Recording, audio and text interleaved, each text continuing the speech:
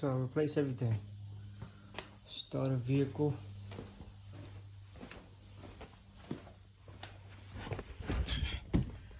So you start it up. Everything started up fine. As you can see, the TPS voltage, one is high, one is low.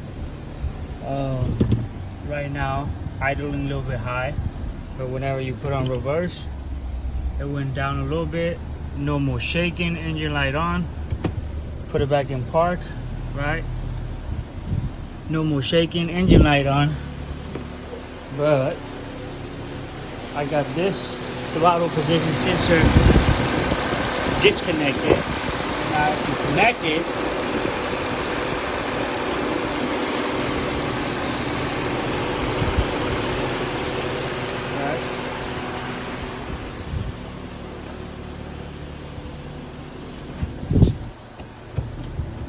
go back down.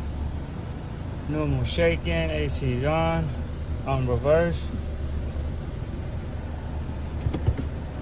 Let's turn it off. Let's turn it back on.